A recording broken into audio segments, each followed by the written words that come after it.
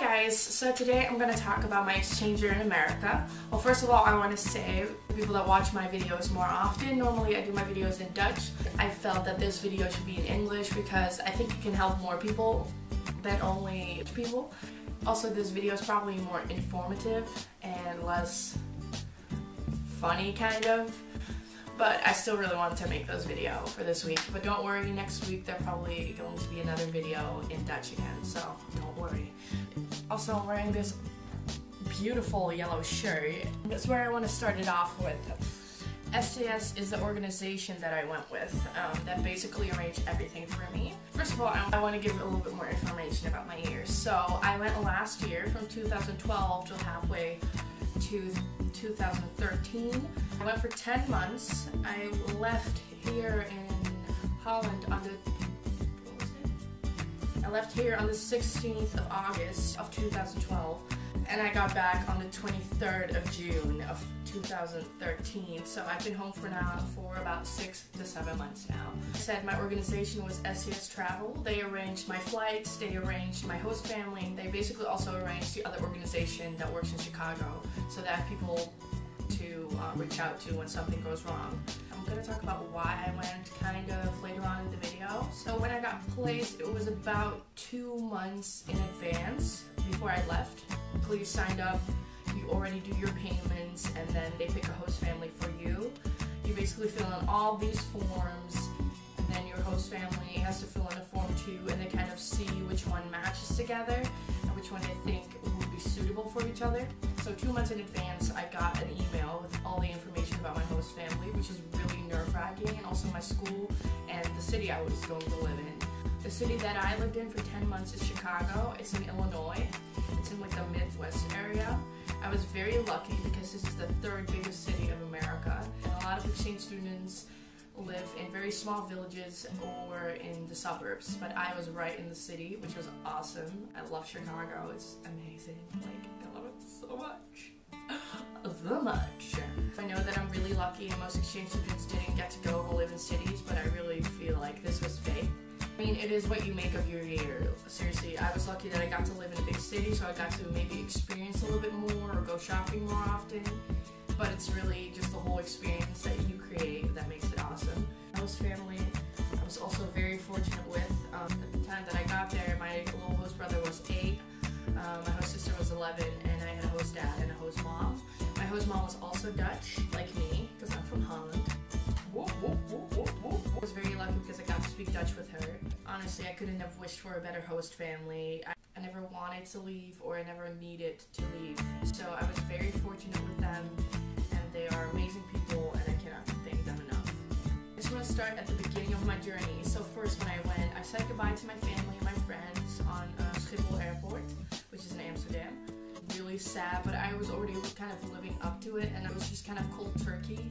Like, I said bye to them, and then I just went, and then I was like, holy shit, what am I gonna do now? I went on an introduction camp to New York for a week with 5 other Dutch people, and we were flying the same flight, so that was really helpful because I wasn't alone, so I didn't have to go over it and over it again. We went through a little border where you had to say goodbye to your family, and instantly everyone was just like, okay, this is sad, but we gotta move on, and we gotta, you know, we're going to fucking New York. We basically just became friends instantly, which a flight from Amsterdam to London, Heathrow, and then we met up with Danish people, Finnish people, Norwegian people, Italians, Germans, everything and everyone. And it was really awesome because we were with a really big group, and we got to know different cultures and different nationalities. And we took the flight to New York, which is such a long flight in my eyes. Then we got to New York, stayed there for a week, stayed in this college called New Rochelle. Got to do all kinds of fun activities to get to know each other, and games, and we went to New York City twice, and one time that was like, I can't even believe it actually happened. We did a boat tour around the skyline of New York, and it slowly got darker, and all the lights were on, and we got off the boat, and then it was like, oh, we have a surprise for you, there's a limousine waiting to drive you to Times Square. So basically we drove to Times Square in a limousine. Like, oh my god, when I think about it, it's just amazing that I did that. So I had a really awesome week there, and I met a lot of friends, and it was really fun. Invitation, if could definitely go on it because you will get to know so many different people and you're all in the same situation. A city like New York is just an experience on your own. And so we stayed there for a week. Then we took a plane to Chicago with a Norwegian girl that was placed in Michigan, so she had to take another flight. Basically we said goodbye to each other and it was really sad, and saying goodbye is the hardest part of it all, I swear to Jesus Christ. And then reality really sunk in, and I was all by myself at this giant airport with my suitcase, and my phone broke in New York, so I couldn't call my host parents. And I was terrified. Like, I literally stood there and wanted to cry so bad. I actually ran in the bathroom and cried, and I was like, oh my gosh, you gotta keep yourself strong. You're thinking, what have I done? I was so nervous. So I got my suitcase. My host family was a little bit late, and I was just like, oh my gosh, please don't let me stand here. Like, I was so scared. Then I saw them, and it was kind of natural, actually. It was still really surreal to me because the only thing I wanted to do was cry and cry and cry, and I just wanted to go back home. I wanted to take the next flight home. I remember sitting in the car and looking outside and being like, oh my god, I'm in America. Got to the house, like I said, I felt really sad, and I really felt like I made a wrong decision, and then I went upstairs and I opened my suitcase and I started crying. After a week or two, it wasn't weird anymore, and you know, I was cuddling with my host sister and brother and my host mom and dad. It was just normal. It wasn't weird anymore. It happened really gradually, which was really nice. But the first 3 months, I really had a case of homesickness that really hurts. I used to think, because I don't really have much with the city that I live in now, so it's like, oh, I don't care, but being away from your family, your friends, and everything that you know is so hard. Can you stop? Phone, stop. I'm gonna put it on silence because this thing won't stop. But being away from your family and friends for such a long time, and realizing that was the hardest part, especially with Christmas. But eventually, in 4 months' time, you get over it kind of quick, and you get a lot of distraction because you're constantly doing new things, constantly meeting new people. You're always busy, so you kind of get over that. And then school. I went to Lincoln Park High School, which is a completely different school than I was used to here in Holland. It was something. It was definitely something. I'm gonna put on something else.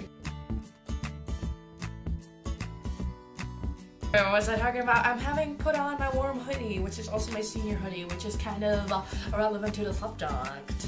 Like I said, people are not going to go up to you. You really have to try and get way past your comfort zone and make new friends and be, you know, talkative to them. My tip is really be yourself, be your best version of yourself, and talk to people, try new things, like things you have never done before in your home country because of what you thought people would think of you, or because you were afraid what people were gonna think of you.